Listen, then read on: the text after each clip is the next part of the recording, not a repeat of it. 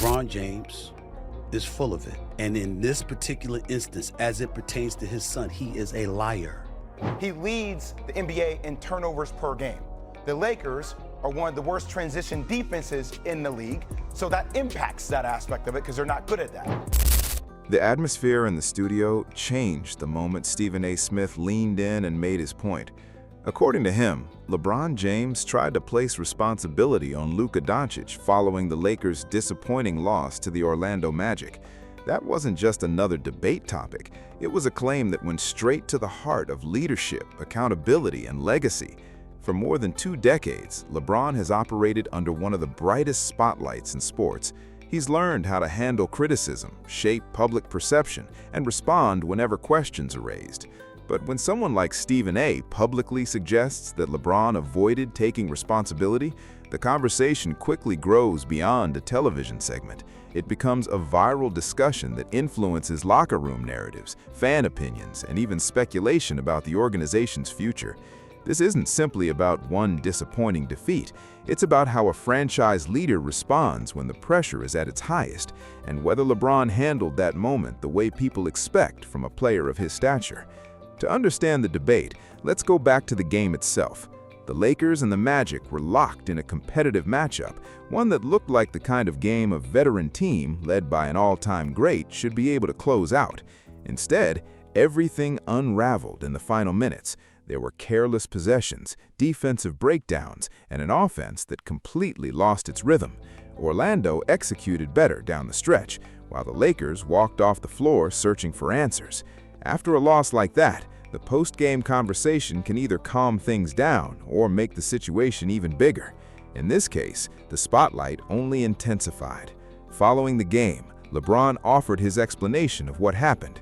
Some people interpreted his comments as shifting part of the responsibility toward a late sequence involving one of Luka Dončic's earlier decisions.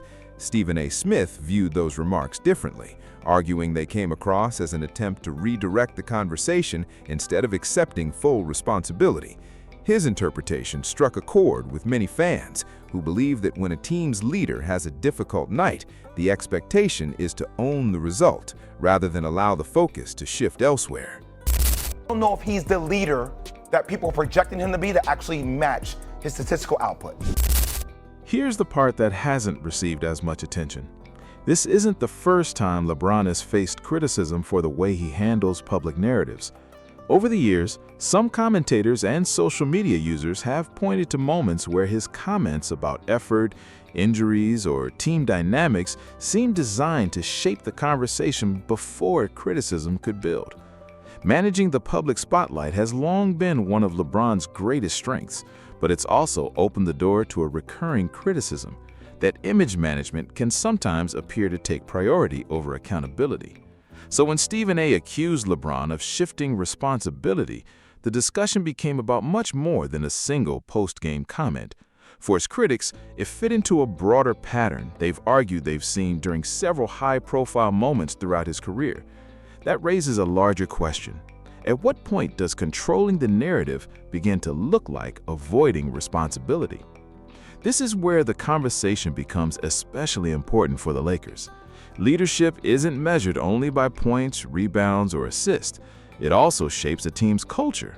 If players start believing their leader is willing to redirect blame, that perception can affect trust.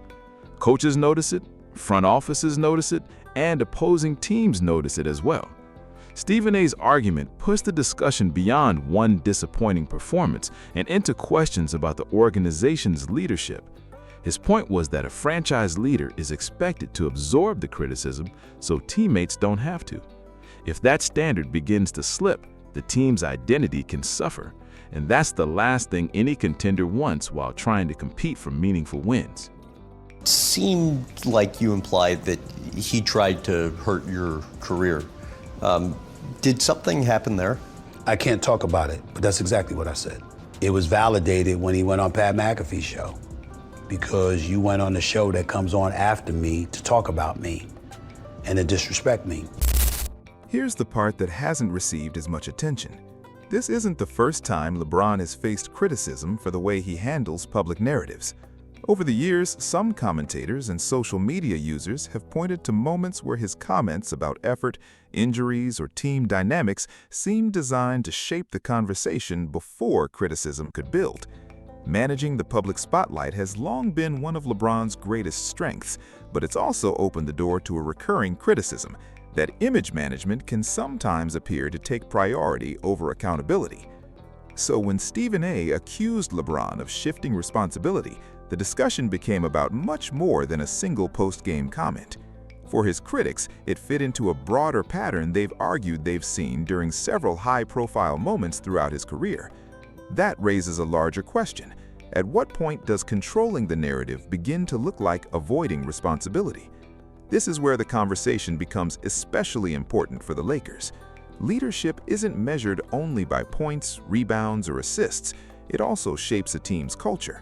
If players start believing their leader is willing to redirect blame, that perception can affect trust. Coaches notice it, front offices notice it, and opposing teams notice it as well. Stephen A.'s argument pushed the discussion beyond one disappointing performance and into questions about the organization's leadership. His point was that a franchise leader is expected to absorb the criticism so teammates don't have to. If that standard begins to slip, the team's identity can suffer, and that's the last thing any contender wants while trying to compete for meaningful wins. Whether LeBron intended to shift responsibility or not, perception carries weight. If a leader is viewed as publicly placing blame on his own teammates, that perception alone can create tension within a team. Did I think he crossed the line with the incident involving his son where he was telling me not to say anything? Of course I think, because I don't think I did what he said that I was doing. And I thought that was very, very unfair, and it was a low blow. Of course, assigning blame and uncovering the full truth are rarely the same thing. The box score and game film each tell part of the story, but neither captures everything that happened. Statistically, LeBron still produced the kind of performance fans have come to expect throughout his career. He filled the stat sheet, impacted multiple areas of the game, and continued trying to lead his team. But basketball is built on rhythm, and that rhythm can disappear in the closing moments. Missed defensive rotations, hesitation on key possessions, and breakdowns late in the game can't be explained by focusing on a single post-game comment. That's the core of Stephen A.'s argument. His point wasn't that LeBron is no longer an elite player. Instead, he argued that the expectations for someone of LeBron's stature should remain exceptionally high. For a player who is still regularly included in the greatest of all time conversation, that standard means accepting responsibility for difficult nights, both publicly and behind closed doors. This also reflects a lesson the league has repeated for years. Younger players can sometimes mistake winning the media narrative for demonstrating real leadership. A memorable quote may shape public perception, but it doesn't necessarily build trust inside a locker room. Veteran players who have won championships understand that leadership is established through preparation, accountability, and what shows up on film, not simply through post-game interviews. Stephen A. emphasized that point because today's NBA operates in an era where every comment spreads instantly across social media. Young players are constantly watching how the league's biggest stars respond when adversity hits. Critics argue that if someone with LeBron's influence is perceived as shifting responsibility instead of fully accepting it, losing habits. I think he has bad habits.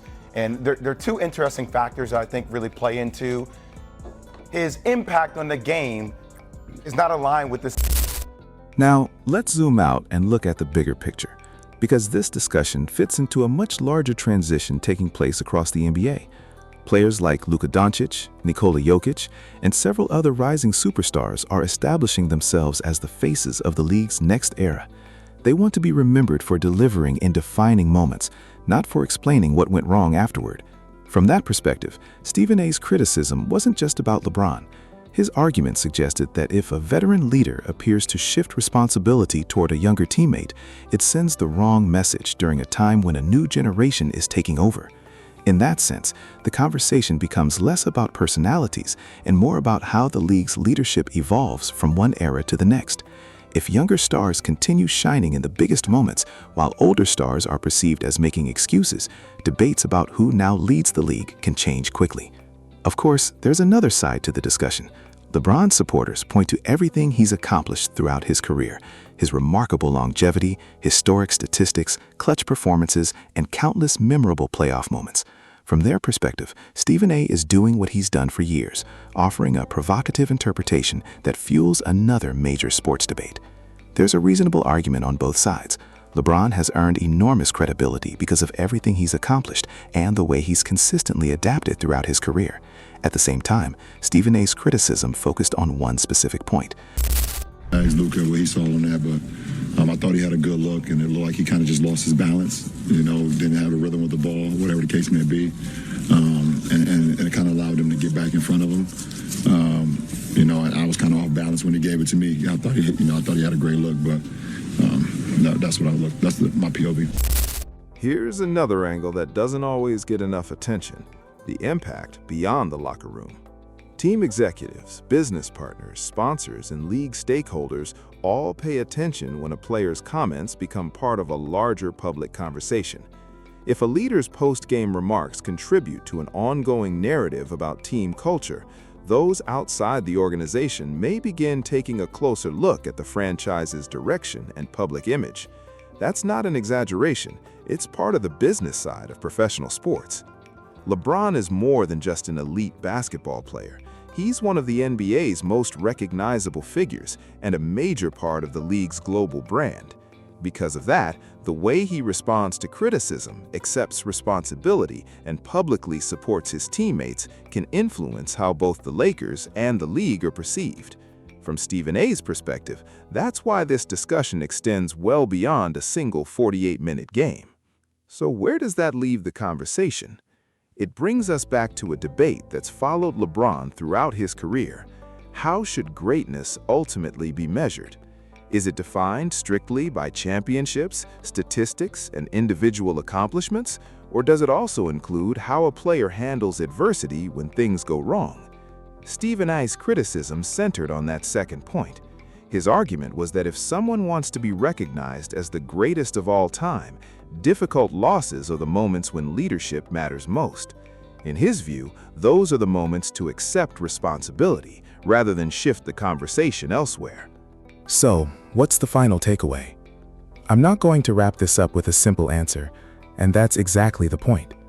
This discussion asks all of us to decide where we stand. Should superstar leaders be held to the highest standard of accountability? Or can controlling the public narrative sometimes shape the conversation more than the performance itself? If you agree with Stephen A., point to the game film, the closing possessions, and explain why you believe a leader should publicly accept responsibility after a tough loss. If you believe LeBron deserves the benefit of the doubt, point to the body of work he's built over 2 decades, his history of leading championship teams, adapting throughout his career, and consistently performing on the biggest stage. Whatever your opinion, don't settle for surface-level arguments. The best sports debates are driven by facts, context, and specific examples, not just hot takes. Let me know what you think in the comments, and back it up with game clips, key possessions, quotes, or anything else that supports your position.